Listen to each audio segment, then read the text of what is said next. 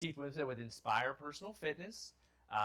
Inspire is a personal training studio that's actually just up the road here on Riverside Drive. We do small group training and larger group, what we call fit training, and it's mostly functional fitness, and we just try to help people lead healthier lives. And so tonight, obviously, what I'm going to be talking about is setting goals. It's that time of the year. People sometimes do make it to February without having set their goals yet, so it's still a good time to talk about it. But I'm going to try to give you some strategies tonight that will kind of help you, reach whatever goal it is or goals that you might have. So, but before we start, I'm going to actually ask you guys to make a couple of commitments to me tonight. One of them is I'm going to ask that you take notes, and the other one is that you participate. So, feel free to ask questions. This is a much more kind of casual atmosphere. If you have a question as we're going along, please feel free to ask as we do that. So it's only a few of us, so definitely speak up if you need to. So, having said that, I want to know, have any of you guys ever tried setting a weight loss or any other kind of goal before? Let me see a raise of hands. Anybody try to set a goal before? All right. Well, was anybody in here able to actually reach that goal? All right, I see one hand. See a couple hands coming up. I've reached them before. Good. Well, if you haven't, or if you've ever had other goals that you didn't reach, you're not alone. It happens to everybody. As a matter of fact, I've got a few statistics to schedule or to show to you. 25% of people abandon their New Year's resolutions in just 1 week. 1 week, and they're already done with it. So, for those that do make it past that first week, another 60% will abandon them within the first 6 months. So, and the average person will make the same resolution up of 10 times and still never actually get to that goal. So, that's part of it. So, when you're talking about weight loss, only 5% of those who lose weight on a diet actually keep it off. 95% regain the weight. A lot of them gain more weight than what they lost during the time that they were doing it. So this next stat just kills me, because it's like, even after a heart attack, only 14% will actually make the necessary changes to prevent another heart attack. So and all this is just to show you guys, it's hard to stick with, resolutions and goals. It's hard. Even when you've got something like a heart attack, hanging over your head, it's still tough to do. So, that's just part of it. So I'm just going to say, if you guys are in the right place, if you've been working on the same goal over and over again, with little no progress year after year, this is what we're here for. Or, look at that. Or if you're trying to, or if you've ever found yourself making a goal, you go at it full steam, you're real big into it, only to find, your progress slows or you fail down the road and you just give it up. Or if you're, if we talk about weight loss, which is again what we kind of do at Inspire, if you're tired of losing the same 10, 20, 30 pounds year after year and just gain it right back, this is why we're going to be talking about this stuff today. So, cool. Are we all good so far? Yeah. All right. So I was going to say, it's funny how, here we are February, and what was the high today? 78 or something like that? 74? It's amazing, right? Nice break from the winter. But I remember I was actually here last year doing a community event at their upstairs one, and nobody showed up because it was 7 degrees outside and ice, and we had some snow that morning, and I want to say it was right about the middle of the month. So it's amazing what a year makes it. So, it's just kind of interesting. So, a little bit more about me. As I said, I'm the owner of Inspire, and yes, there's Ayla a few years ago. Now I have another one to the mix. So, I've helped hundreds of people be awesome, and and a little story about me and setting goals. In 2015, I made a goal that I wanted to double the business, and I was actually able to by the end of that year. Again, using these types of strategies, we actually doubled our membership in 1 year at the gym down there. So that's just an example of how this stuff can work. So here's what we're going to learn. I'm going to teach you guys one strategy that will actually increase your chances of meeting your goal by 42%. Right. Yes, right? Negative 42%. Come on. That's right. And also how to quit proof your goals to ensure you finally achieve them once and for all. So just trying to make it through, right? There's also a simple yet powerful principle that will enable you to stop procrastinating and enable you to actually take action, to be a massive action taker, like we call it. So, and then just bring in some clarity to the different steps that you need to take to start accomplishing the thing. So, whether it's, again, whether you're trying to lose weight, whether you're trying to improve a relationship, get a better career, it all works. So, and then this is one of my favorite quotes. It says, whether you think you can or think you can't, you're right. Because at the end of the day, it is about mindset more than anything else. So, how many of you actually believe in the power of written goals? See, a couple of hands. Good, good. So, follow-up question to that is, well, how many of you actually written down your goals for this year? Yeah. Okay, let's see if you, some of them. Good, good. That's awesome. So, there's actually scientific evidence that has proven that people that set goals are happier, they live longer, they make more money.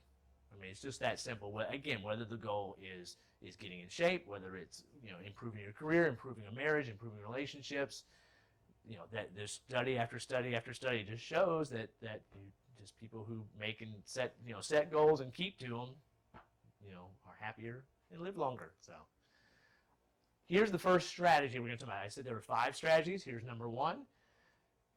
Most people, where they mess up right in the beginning is they'll come up with 100 goals. Like here's like 100 things that I want to do this year. So the strategy number 1 is keep your goals few in number. What I usually tell people is like 7 to 10. And that's actually what psychiatrists actually say. We can only focus on 7 to 10 things at any given time anyway. So it just kind of falls right in line with that.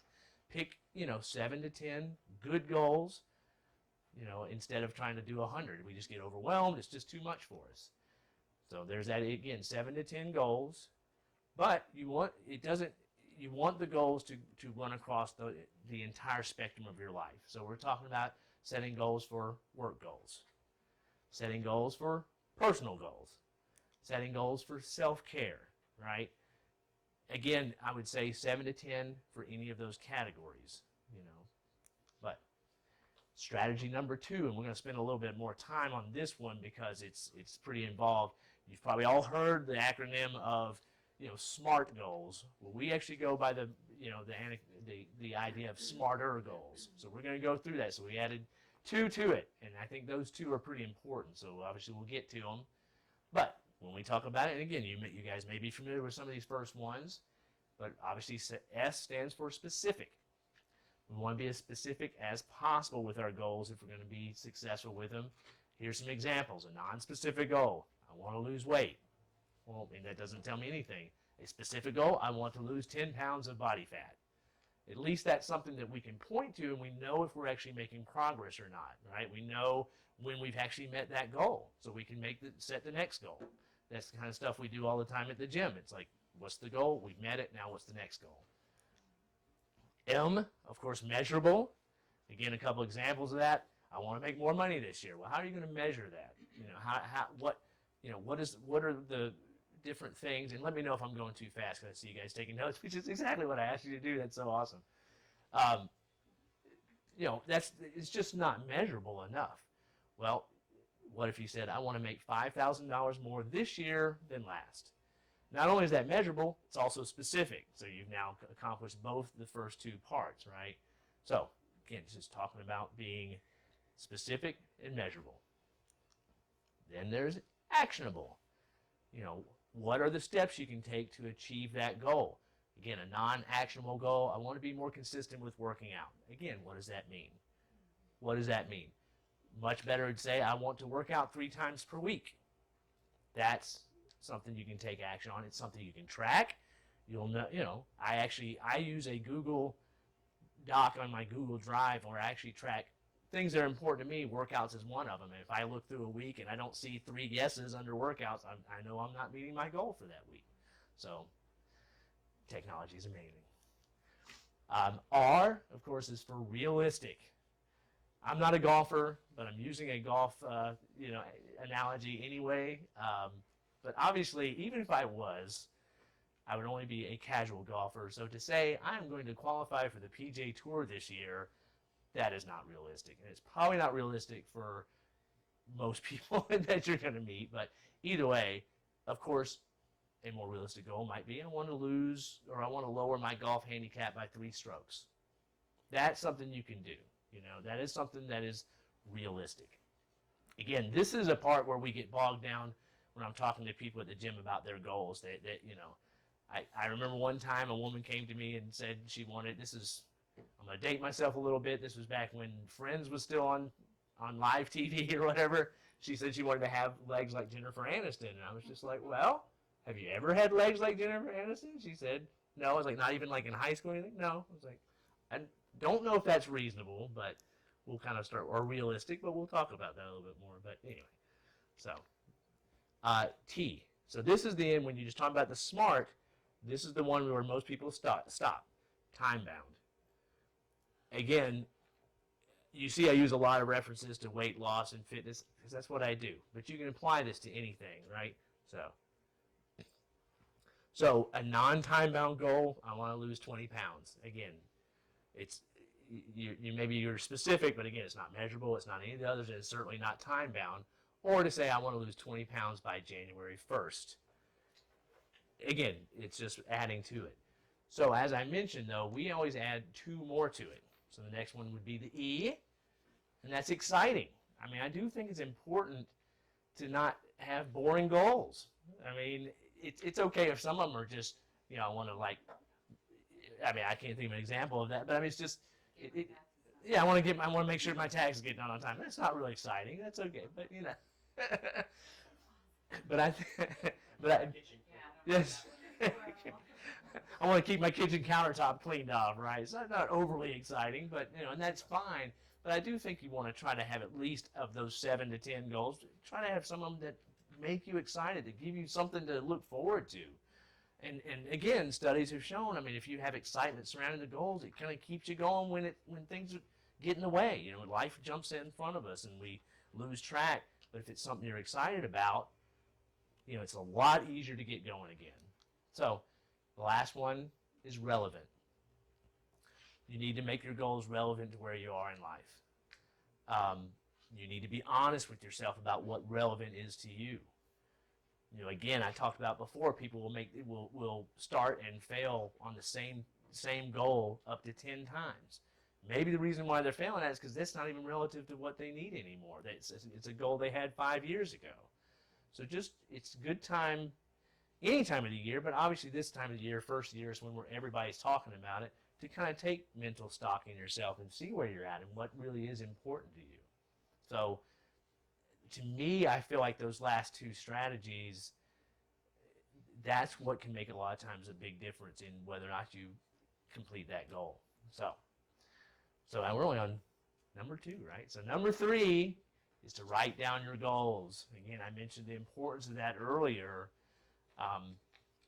And I believe I have a statistic on this, but I mean, there's incredible power in writing it down. I'm a pencil and paper person by nature. I mentioned I use Google Drive to put things down, but all that stuff got written down by hand first. I think there's something about putting a pencil or pen to paper that kind of logs in your head a little bit better than just being on a computer screen all day. And there are studies that tend to back that up as well. So I think writing it down, but do whatever works for you. If you want to put it on your tablet or whatever, that's fine too. But that was the strategy that I talked about, increasing your chances of being successful by 42%. Dr. Gail Matthews found that, as you can see the quote, simply writing your goals down increases the likelihood of achieving your goal by 42%. So very important to write it down. Cool? All right. Strategy number 4 is to review your goals frequently. Again, life gets in the way. It's easy to get off track. I mentioned this Google Doc that I have. It's something I'm on there every day. Maybe that doesn't need to be daily. Maybe it needs to be weekly for you or even monthly. But the point is to review it often. I even have some of my more top goals, my top 5, I would say, written down, and they're like taped to my bathroom mirror. So I see it each morning when I get up. It's kind of that visualization thing.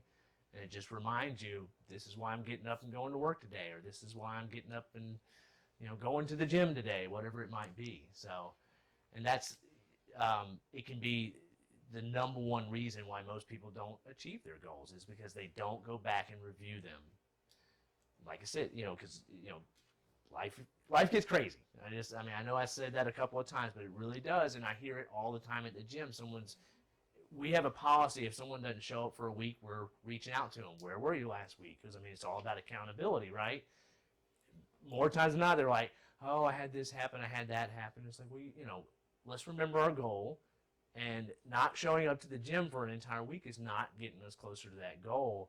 I get it that life jumps in the way and you have kids and you have all this other stuff. I do too, but we just got to find ways to make it work. So, as I said, it's a good idea to keep them in a place where you can read them often. I mentioned the mirror. I've got my Google Drive that I'm checking every day. But again, just find what works for you. So, The thing that works for a lot of people these days is put on their calendar is like a weekly recurring event. That is true too. Yes. Look at my goal. Yes, absolutely.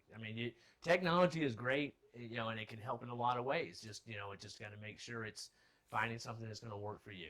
So, my question to you guys is something you can always ask yourself is what actions can I take this week to make progress towards my goal? It's really, sometimes, again, using the weight loss idea, I want to lose 50 pounds by the end of the year. That's a long-term goal, and it's easy to get bogged down in what I'm going to be doing 12 months from now versus what can I be doing today to take me one step closer to that goal. So you need to break it down into the smaller steps, right? So let's see where we're at. So the final strategy number 5, is to share. They used to say share your goals. I say share your goals selectively.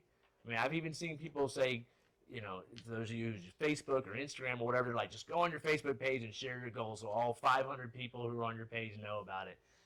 I don't think that's necessarily a good idea because, you're not necessarily going to have, not everybody on your Facebook page is going to be necessarily supportive of your goal.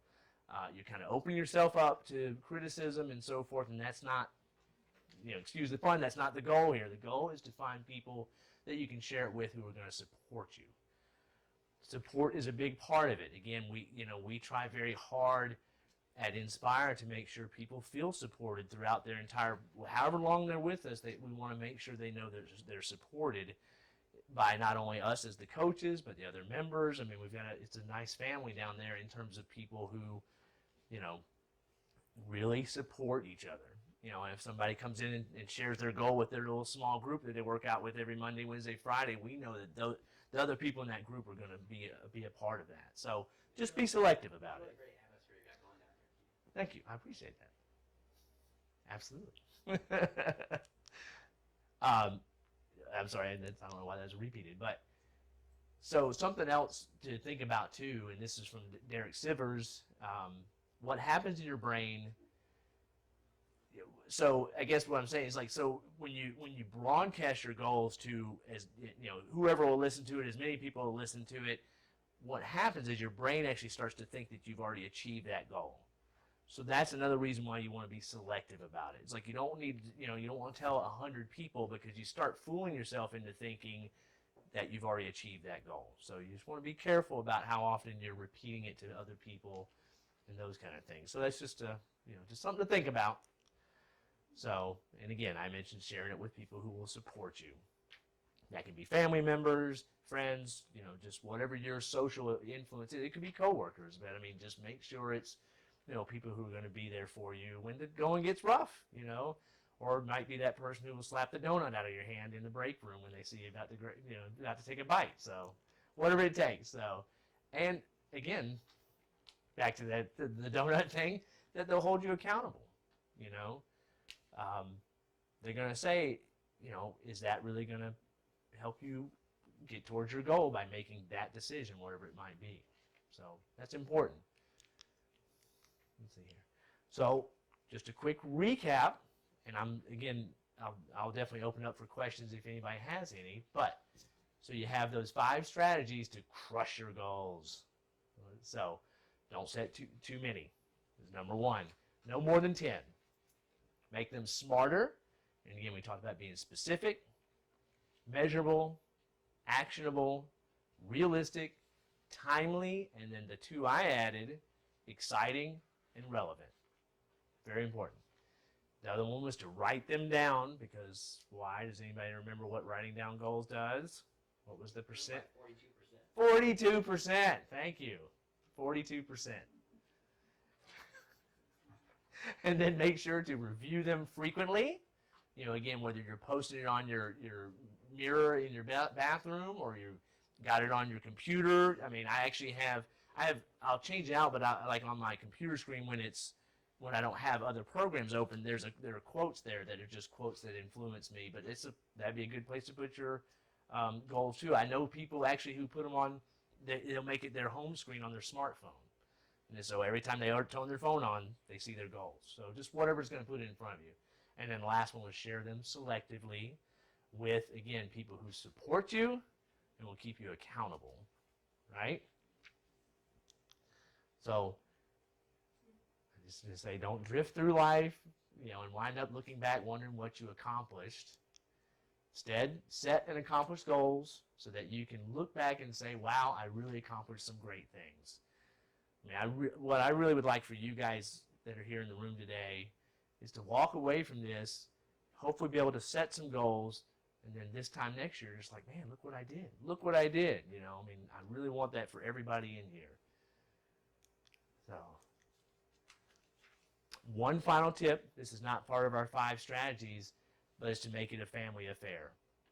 Get everyone involved in thinking forward and setting goals to improve themselves. It doesn't have to be the same goals for every family member. I mean, maybe you might have a goal as a family. Maybe the goal is we're going to go to Disney World this year or whatever, but no ideas over there, by the way. But kind of getting everybody in the family, and again, that can be, spouses, brothers, sisters, whatever, parents, whatever, but getting them involved too, because again, more than likely, those people are going to typically be very supportive and help you keep accountable as well. So that's just a bonus one for you. I just want to show you when goals become reality, just an example from our gym. This is Gail.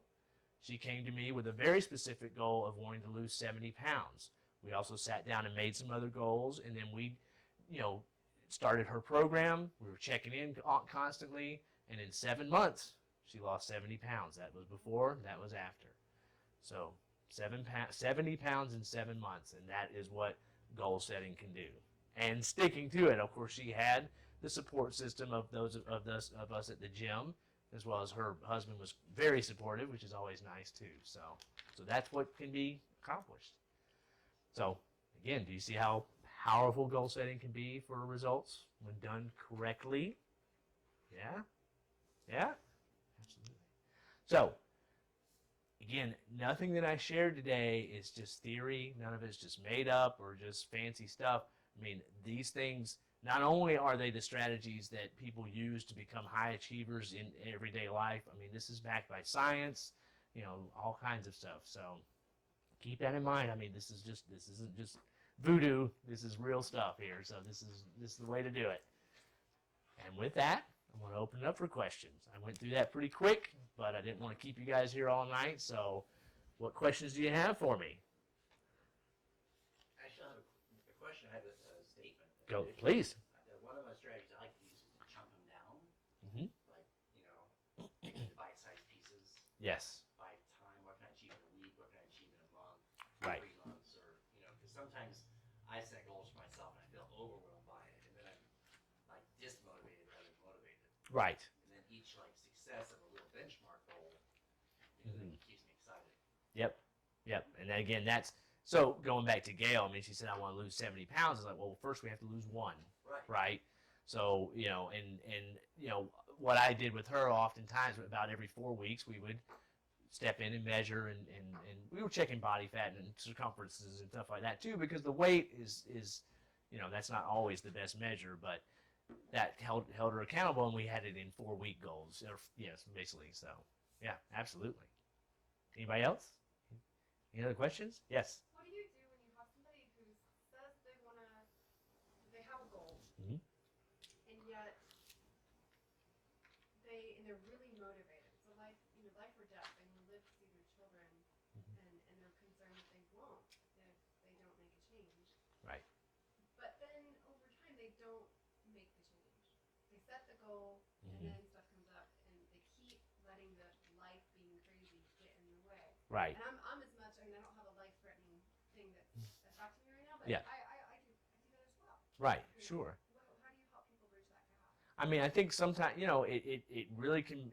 I mean, sometimes just a simple conversation with someone can get back on track. But if you find this being habitual in nature, I mean, then there's, times where you might need to sit them down and really, get face to face with them and try to get them to face the reality that that they're stuck with. Um, you know, Luckily, I've never had to do this professionally in terms of it through the gym, but you may have to go to a family member and say, I need your help. I need you to help me because, again, I see people 3 times a week maybe for an hour. What are they doing all the other hours of the day? So who are the people that are around, those other hours and trying to get them involved too? I mean, but again, one of the hardest lessons I've learned over the years is that I can only be responsible for myself. You can't take on the responsibility of other people's decisions or actions or whatever. So sooner or later you have to kind of let them decide if they're going to make that decision or not. But sometimes that tough love, if you would call it that, can sometimes accomplish it. So sometimes not. Anybody else? Anybody? So I'm a big defender of that, just letting it go. Mhm. And not so much about, I guess, my physical goals, more, more like my professional goals. Mhm. So I've actually started with a coach. Yeah. Mhm. It's excruciating. Yes, I know. It's excruciating. And we talked about goal setting, and there's even some more compelling studies that Harvard put out Oh, sure. recently that I'd love to share with you. Yeah, absolutely. After this evening. But yeah, like having to become accountable to somebody who's not my mom, Mhm. or like I don't know how to pull, or Right. that's, Yeah. That was like what worked for me. It was a game Yeah. changer for me. Yeah. Yeah, and so I've owned Inspire Personal Fitness we just had our 12th anniversary. Probably around year 3 in business, I hired a business coach, and I've had one ever since. I've worked with different ones for various reasons, but yeah, it's and again, we call ourselves at Inspire coaches instead of personal trainers because we feel like we kind of go beyond just taking you through a workout. There is that coaching aspect of holding you accountable and teaching and just trying to be as cognizant of what people go through when they're trying to get healthy. And so yeah, having a coach for business, for personal, for whatever, I mean, I think that's hugely important. Another thing that's been a huge accelerant for me in gaining clarity is reminding myself daily the why. Why Absolutely. did I set this goal? All right, And, go ahead. yeah, just knowing my why real hard and Are you- saying it out loud, being very specific. Yeah. Are you guys familiar with Simon Sinek? Is that how you say his name?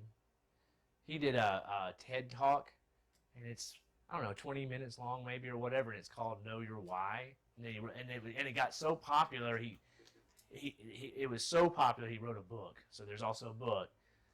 But to me, it's one of the most powerful 20 minutes you can watch. I try to once a quarter watch it because that's what I was talking about. Making it exciting and being relevant. The why can be a very big part of that. Absolutely can be. I mean, why are you doing this? Right. Absolutely. Yeah, I go online and check out, ticket prices, airlines, and they say to also shop for your goals to remind you of that why. Right. Shop for those ideas in your head. Like go to Nordstrom and look at whatever you want to look at, and actually like trick your brain into Right. on. Right. It's in my head now. Yep. Yeah. I mean, now, knowing your why as far as getting your taxes done on time, that may not be hugely exciting, but still, it can be, I want to get my taxes done on time, and here's why. My why or done it. So again, his name is Simon Sinek. I believe it's Sinek. So there's another one for you. Is he an author? That's what he ended up writing a book based off of that TED talk that he did, and that's been a long time ago. I don't know how easy it would be to find anymore. I mean, I just kind of earmarked it so I can find it, but Life coaches and things like that Mhm. that are a hot topic right now, Sure, or have sure. been for some time. Would you have any, and you may not, but would you have any suggestions, like, because there's a therapist on every corner. Right. How do you know there's a good, how do you know that's a good one? Uh, What do you look for a good life coach, I guess? I Would mean, you know? So some research can certainly be involved. I mean, obviously, with the age of the internet, I mean, you can see how many positive Google reviews and things like that. So that's a place to start at least. Because everybody's website is going to have fancy words on it that are going to make you think this is the exact person I need because they know what your pain points are and so forth. It's just called marketing. I think it's at the end of the day, it's sitting down and having a face-to-face conversation with that person, and just list. For me, I would just kind of listen to my intuition and my gut and say, and I might not say anything in the moment. I might give it a day, and I mean, I tend to be an overthinker. I overthink everything, so I have to be conscious of that. But I also feel like you have to have that face-to-face interaction.